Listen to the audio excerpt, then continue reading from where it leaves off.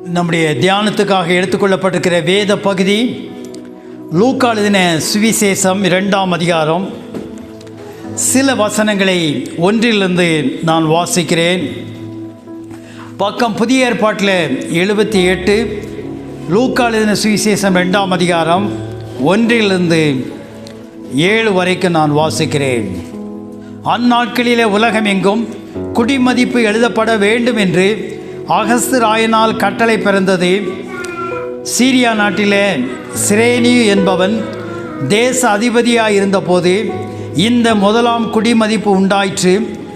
அவ்விடத்தில் அவர்கள் இருக்கையில் அவளுக்கு பிரசவ காலம் நேரிட்டது.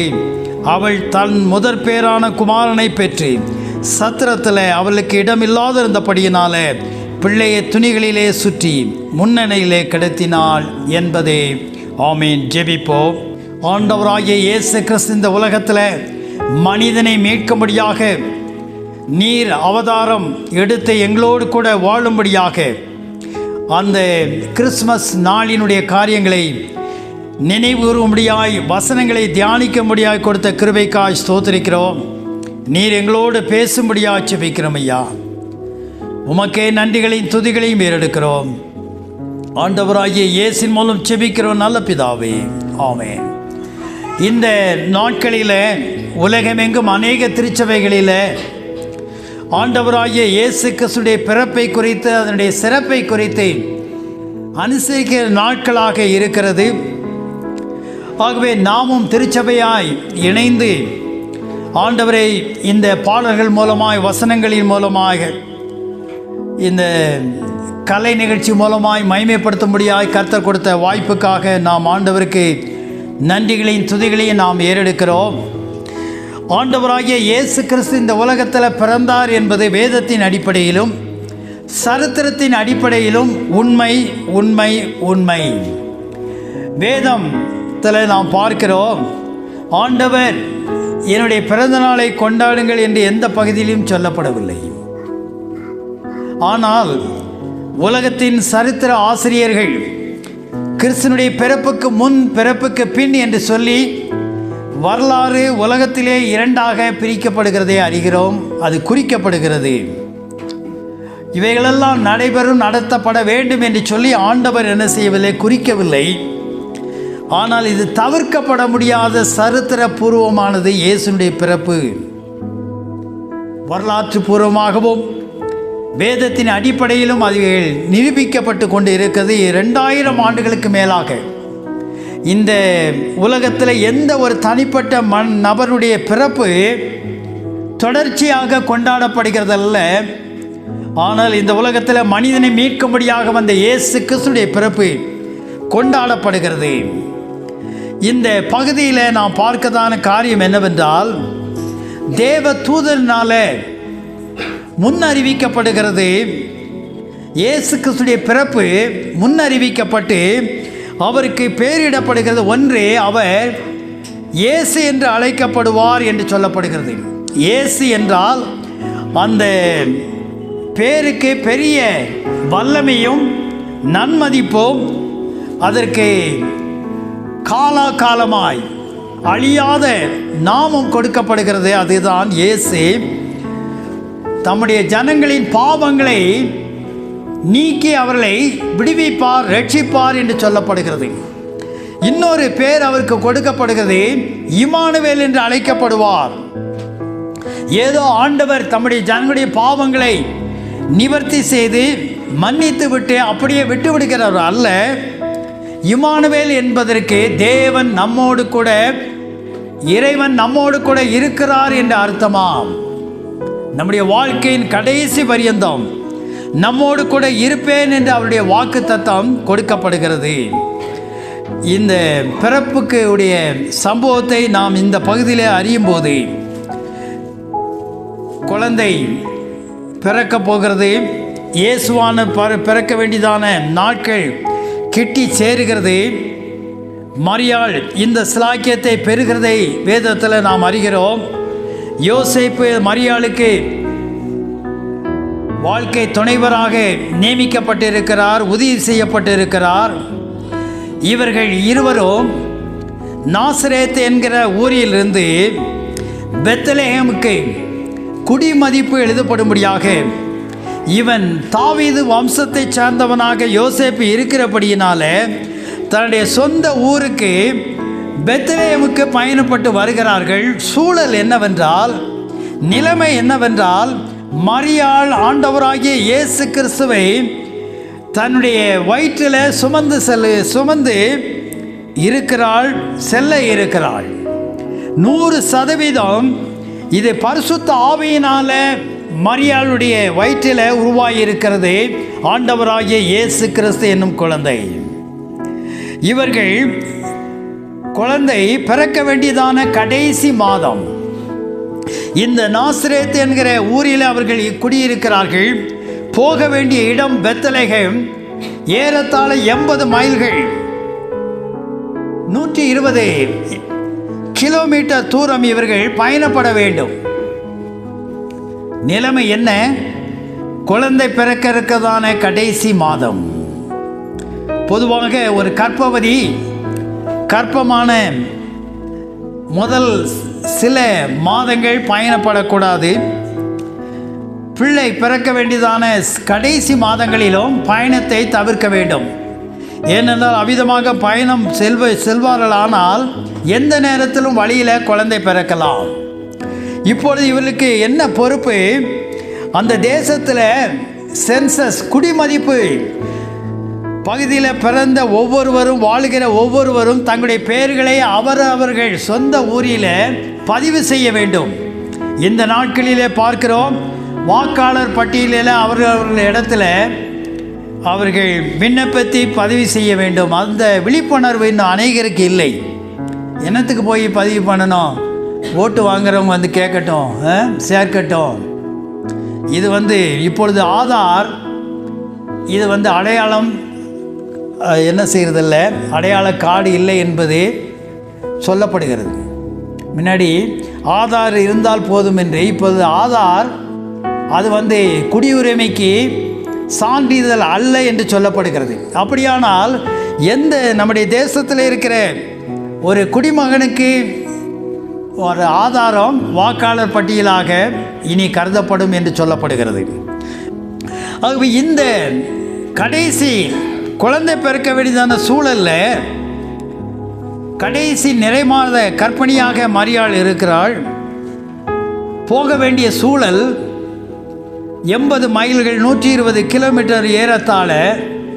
அந்த நாட்களிலே இப்பொழுது இருக்கிற வாகன வசதிகள், நமக்கு இருக்கிற வசதிகள் அந்த காலத்தில் கிடையாது. ஒன்று நடந்து செல்ல வேண்டும், கொஞ்சம் வசதியாக இருந்தால் கழுதை மேலே அவர்கள் ஏறி செல்லலாம். ஒருவேளை இதற்கு எடுக்கப்படுகிறதான பிரயாண நாட்கள் 1 வாரம் அல்லது 10 நாட்கள் என்று சொல்லப்படுகிறது. அதிலும் இது நிறைமாற கற்பனையாக மரியாள் காணப்படுகிறார்கள். எப்படி நடந்தார்கள் அல்லது கழுதை மேல் யோசேப்பை ஏற்றி சென்றாரா என்பது நமக்கு தெரியவில்லை. செல்லுகிறார்கள், பெத்லெகேம் என்கிறதான இடத்துக்கு வந்து சேருகிறார்கள். இன்னும் இவர்கள் போக வேண்டிய அந்த உறவினர் வீடோ அல்லது பூர்வீக வீடோ அவர்களுக்கு சென்றடையவில்லை. அவ்விடத்தில் அவர்கள் இருக்கையில் மரியாளுக்கு பிரசவ காலம் நேரிட்டது. சில நிகழ்வுகளை நாம் செய்தியில் அறிகிறோம். சில கர்ப்பவதிகள் ரயிலில் போகும்போது, பஸ்ஸில் போகும்போது என்ன உண்டாயிருது? குழந்தை பிறந்துருது. அப்போ இதெல்லாம் சில நேரங்களில் தவிர்க்க முடியாத சம்பவங்கள் ஏற்படுகிறது. அவ்விதமாக யோசேப்பும் மரியாளும் நிறைமாத கர்ப்பிணியாக மரியாள் இருக்கும்போது பயணப்பட்டு போகிற வேளையில் இப்பொழுது அவர்கள் சென்றடைய வேண்டிய வீட்டுக்கோ அல்லது உறவினர் வீட்டுக்கோ சென்று அடைவதற்கு முன்பதாகவே மரியாளுக்கு பிரசவ காலம் நேரிட்டது. என்ன செய்வதென்று அந்த நேரத்தில் முடிவு எடுக்க முடியாத சூழல். அந்த காலங்களில் பயணப்பட்டு போகிறவர்களுக்கு சத்திரங்கள், விடுதிகள், இலவச விடுதிகள் இருக்கும். அல்லது சிறிது பணம் வாங்கி கொண்டு விடுதிகளை தங்கிக் கொள்ளலாம். அந்த சத்திரத்தை அணுகி யோசேப்பு போய் கேட்கிறார். ஆனால் அங்கே இடமில்லை. தங்க வேண்டிய விடுதியில் தங்கி இப்பொழுது மரியாளுக்கு கர்ப்ப வேதனை, பிரசவம் நடைபெற வேண்டியதான சூழலில் போய் அவசரமாக போய் கேட்கிறார். அந்த சத்திரத்தில் விடுதியில் எங்கும் இடமில்லை. ஒருவேளை குடிமதிப்பு எழுதும்படியாக அநேக நடந்து செல்லுகிறவர்கள், பயணப்பட்டு போகிறவர்கள் தங்கியிருக்கலாம். இங்கே கர்ப்பவதிக்கு மரியாளுக்கு இடமில்லை, யோசேப்புக்கும் இடமில்லை.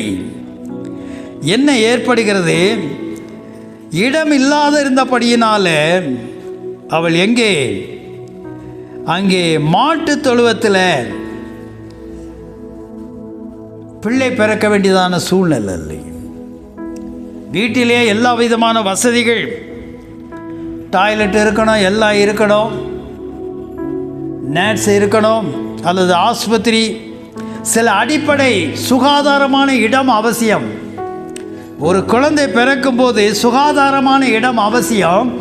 ஆனால் இந்த உலகத்தில் நாம் வாழுகிற நம்மை மீட்கும்படியாக, நம்மை நேசிக்கிறேன் என்கிற அன்பை வெளிப்படுத்தும்படியாக ஆண்டவர் அவருடைய குமாரனாகிய இயேசு கிறிஸ்துவை எந்த விதமான வசதிகளோ சுகாதாரம் இல்லாத இடத்துல, மாட்டு தொழுவோம், மாட்டுக்கொட்டையை எத்தனை பேர் பார்த்துருக்கிய? எல்லாரும் பார்த்துருக்கோம். மாட்டுக்கொட்டையிலேயே ஈஸி சேர் போட்டு உட்காந்துருக்கேன் நான். அப்போ எந்த அளவுக்கு மாட்டுக்கொட்டையை சுத்தமாக வச்சுருந்துருப்பேன் சின்ன பையனில் ஸ்கூல் படிக்கும்போது. மாடு, இந்த எருவு மாடு, காளை மாடு, பசு மாடு, எல்லா மாடையும் வளர்த்தாச்சு, ஆடையும் வளர்த்தாச்சு. அப்போ அந்த மாட்டுக்கொட்டை எந்த சூழலில் சாணத்தோடு, அப்போ எந்த சுகாதாரத்தோடு இருந்திருக்கும் என்று நாம் கற்பனை செய்து பார்த்துருக்கலாம். வேற வழி இல்லை. பிரசவ அங்கே வலி ஏற்படுகிறது, விடுதியில் இடமில்லை. அப்போ எந்த அடிப்படை வசதி இல்லாத, உதவி இல்லாத இடத்துல 100க்கு 100 பரிசுத்த ஆவியினால தன்னுடைய வயிற்றில் சுமக்கிற கன்னி மரியாளுக்கு அந்த குழந்தையை பெற்றெடுக்க சுகாதாரமான, வசதியான, கம்ஃபர்டபுள் இடம் இல்லை. நாம் வசதியை தேடுகிற ஒரு இடத்துக்கு மாற்றப்பட்டால் பிள்ளையை படிக்க அனுப்புகிறோம். அது ஒரு வேலைக்கு நாம் ஒரு இடத்துக்கு செல்கிறோம், திருமணமாக போகிறோம். அந்த வீடு வசதியாக இருக்கிறதா? டாய்லெட் இருக்கிறதா? எத்தனை பேர் அந்த குடும்பத்தில் கொஞ்சம் பிள்ளைகள் இருக்குதா? 7-8 பேர் இருக்காங்களா? பிள்ளை போய் அந்த வீட்டில் இருக்கவங்களுக்கெல்லாம் சமைச்சு போடணுமான்னு யோசிக்கிறோம். அப்போ அந்த நாம் போகிற இடம் வசதியாக, கம்ஃபர்டபுளாக இருக்குமா என்று அவைகளெல்லாம் ஆராய்ந்து அலசுகிறோம். ஆனால் நாம் வசதியாக இருக்கும்படியாய், நாம் சுகமாக இருக்கும்படியாக ஆண்டவர் எந்த விதமான அடிப்படை வசதி இல்லாத இடத்துல அவர் பிறக்கிறார். மாட்டு கொட்டையில். அருமையான தேவனுடைய ஜனமே, நாம் வசதிகளை தேடுகிறோம், பாதுகாப்பை தேடுகிறோம். ஆனால் ஆண்டவராகிய இயேசு கிறிஸ்து இந்த உலகத்தில் எந்த மனிதனும் குறை சொல்ல முடியாத அளவுக்கு அவர் வசதியாய் பிறந்தார், அரமனையிலே பிறந்தார், ராஜ வம்சத்தில் பிறந்தார், பிரபுக்களுடைய வம்சத்தில் பிறந்தார், படித்தவருடைய குடும்பத்தில் பிறந்தார் என்று சொல்லாதபடிக்கு எந்த விதமான சாதாரண அடிப்படை சுகாதாரம் இல்லாத இடத்துல நம்மை மீட்கும்படியாக இயேசு கிறிஸ்து பிறந்த, அதை காட்டிலும் கீழான நிலையில யாருமே இல்லை. ஒருவர் சொன்னார், நான் லிஃப்டில் வரும்போது ஒருத்தர் 2 தும்மல் 3 தும்மல் போட்டார், நான் 5-6 நாள் எனக்கு சுகமே இல்லைன்னாரு.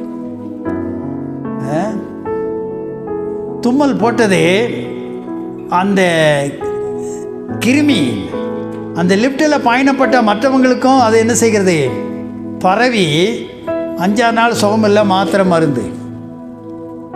அப்போ அந்த மாட்டுக்கொட்டையினுடைய காரியத்தை நாம் கற்பனை பண்ணி பார்க்கும்போது எந்த அளவுக்கு அதுக்கு மறைவு, பாதுகாப்பு, சுகாதாரம் ஒன்றுமே இல்லை. அருமையான தேவனுடைய ஜனமே, இந்த உலகத்தில் நாம் வசதிகளையும் நாம் தேடுகிறோம். சுகமாய் இருக்க வேண்டும், பாதுகாப்பாக இருக்க வேண்டும். அடிப்படை உறைவிடம், உணவு, உடை, இவைகளெல்லாம் சுகாதாரம் தேவை என்று எண்ணுகிறோம். தவறு அல்ல. இவைகளெல்லாம் நமக்கு அழிக்கும்படியாய் கொடுக்கும்படியாய் இயேசு கிறிஸ்து ஒரு சாதாரண மாட்டுக்கொட்டையில் பிறந்தார். எதற்காக? நம்முடைய வாழ்க்கையில், நம்முடைய உள்ளத்தில் அவர் பிறக்கும்படியாக.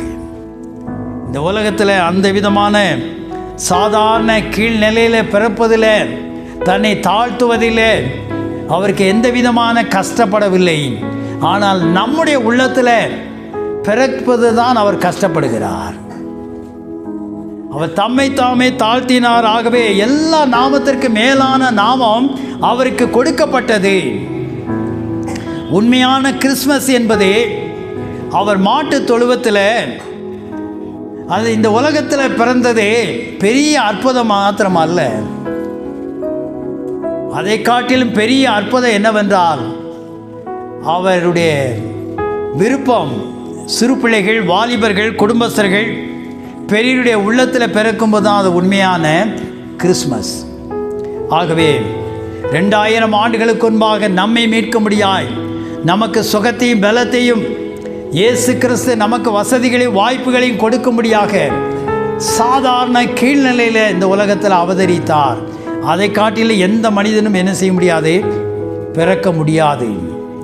ஆகவே சுகாதாரம் இல்லாத, வசதி இல்லாத இடத்துல, நெருக்கமான இடத்துல இயேசு கிறிஸ்து பிறந்தார். ஆகவே இந்த நல்ல நாளில் ஆண்டவராகிய இயேசு கிறிஸ்து நம்முடைய வாழ்க்கையில் பிறக்க விரும்புகிறார். நம்முடைய இருதயத்தில் அவர் உதிக்க விரும்புகிறார். நம்மை அர்ப்பணிப்போம். தலைகளை தாழ்த்தி நாம் ஜெபிப்போம். எங்களை அதிகமாக நேசிக்கிற எங்கள் அன்பின் ஆண்டவரே, எந்த விதமான சுகாதார அடிப்படை வசதி இல்லாத மாட்டு தொழுவத்தில் எங்களுக்காக பிறக்க நீ சித்தமானீர். அதுவே தேவனுடைய பார்வையில் பிரீதியாயிருந்தது. ஏனென்றால் எங்களுடைய வாழ்க்கையில் நீர் பிறக்கும்படியாக, எங்களுடைய இருதயத்தில் நீர் உதிக்கும்படியாக நீர் விருப்பம் கொள்கிறீர். அதற்காக உமக்கு நன்றி செலுத்துகிறோம். இங்கே குழுமியிருக்கிற சிறு பிள்ளைகள், வாலிபர்கள், பெரியவருடைய உள்ளத்தில் நீர் பிறந்தருளும்படியாக ஜெபிக்கிறோம். பிறந்து அவர்களை ஆசீர்வதியும் சுவாமி. ஆண்டவரே, நீர் ஆசீர்வதிப்பீராக. எங்களை தாழ்த்தி உம்முடைய கரத்தில் ஒப்படைக்கிறோம். ஆண்டவராகிய இயேசுவின் மூலம் ஜெபிக்கிறோம் நல்ல பிதாவே, ஆமென். ஆண்டவராகிய இயேசு கிறிஸ்துவின் அன்பை பரப்ப லைக், ஷேர், சப்ஸ்கிரைப் பண்ணுங்கள்.